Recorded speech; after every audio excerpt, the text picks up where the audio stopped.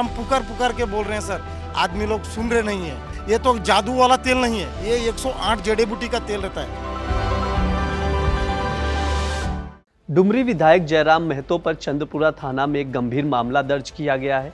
ये case CCL के सुरक्षा अधिकारी सुरेश कुमार सिंह ने दर्ज कराया है, जिसके अनुसार विधायक को उनके समर्थकों पर रंगदारी वसूलने, अवैध कब्जा करने, सरकारी काम में बाधा डालने और क्वार्टर में रखे गए सामान की चोरी करने का आरोप लगाया गया है।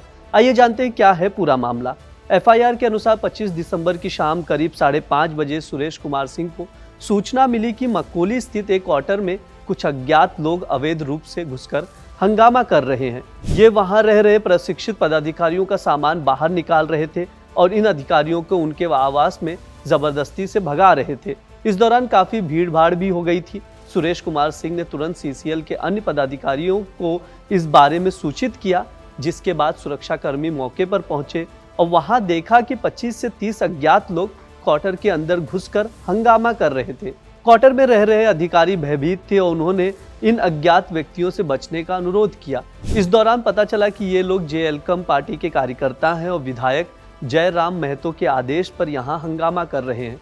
सुरेश कुमार सिंह ने इस मामले की सूचना स्थानीय पुलिस को दी और मकोली पुलिस ने मौके पर पहुंचकर उपद्रवियों व्यक्तियों को समझाने की कोशिश की, लेकिन वे मानने को तैयार नहीं हुए। इसके बाद चंद्रपुरा, नावाडीह, गांधीनगर और बोकारो, झारिया ओपी पुलिस में भी मौके पर पहुंचे और इन लड़कों को समझाने की कोशिश की, लेकिन वे बदतमीजी से व्यवहार करते रहे।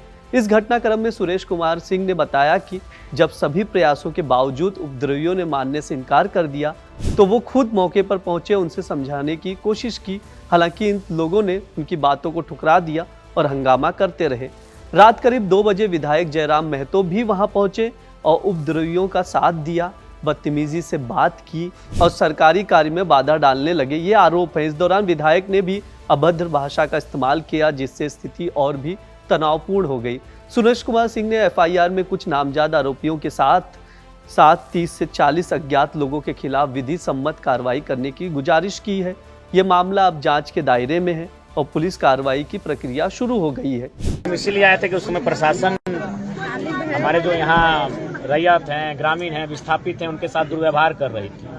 आप पे आरोप लगाया जा रहा है कि आप अवैध कब्जा कर रहे हैं। हम कब्जा काहे करेंगे जी? हमको इन सब घर में हमको रहने का कोई शौक भी नहीं है, हमको क्वार्टर का कोई शौक नहीं है। हम गांव देहात में रहने वाले लोग हैं, गलत तरीके से चीजों को प्रस्तुत कर रहे हैं। यहाँ मामला ये है कि ग्रामीण लोग, चूंकि यहाँ जो ग्रामीण लोग हैं, जो रैयत विस्थापित हैं, ये उनकी लड़ाई है, ये उनके स्वाभिमान की लड़ाई है। यहाँ लगभग 5,500 क्वार्टर ऐसे हैं जिनमें लोग अवैध तरीके से रहते हैं। ये मामला यहाँ महत्वपूर्ण है, तो इसी को लेकर ग्रामीण लगातार आवाज उठा रहे हैं, लेकिन कोई इनकी आवाज को सुन नहीं रहा था। तो ग्रामीणों को हमने ही कहा कि अगर सही रास्ते से सीधी अंगुली से घी नहीं निकल रहा है तो अंगुली को टेढ़ा कीजिए, आप भी क्वार्टर में घुस जाइए। अपने प्रशासन आएगी, मीडिया मैनेजमेंट आएगी और जरूरत पड़ा तो हम भी आएंगे। हमको इन सब क्वार्टरों की कोई आवश्यकता नहीं है। तो दरअसल मामला ये है, 2 बजे रात को कोई यहाँ क्वार्टर कब्जा करने थोड़ी आता है। दिन में 2 बजे रात को हम आए थे कि पुलिस प्रशासन यहाँ मनमानी कर रही थी। जो यहाँ लड़के थे, रैयत हैं, जो विस्थापित लोग हैं, उनके साथ बदसलूकी की जा रही थी। उसी घटना को सुनकर हम रात 2 बजे आए थे और फिर हम अपना क्षेत्र में चले गए। हम नावाडी में जनता दरबार लगाए, हम डुमरी में जनता दरबार लगाए। हमें फिर सूचना मिली कि फिर एसडीओ महोदय भी आके यहाँ मनमानी करने लगे हैं, तो फिर हम उठ के चले आए। यहाँ हम रात को भी आए थे अपनी जनता के लिए और अभी भी आ रहे अपनी जनता के लिए। ऐसे क्वार्टर की हमें कोई आवश्यकता नहीं है। इस घटना ने डुमरी विधायक जयराम महतो को विवादों में ला खड़ा कर दिया है और ये देखना होगा कि पुलिस और प्रशासन इस मामले में क्या कदम उठाते हैं।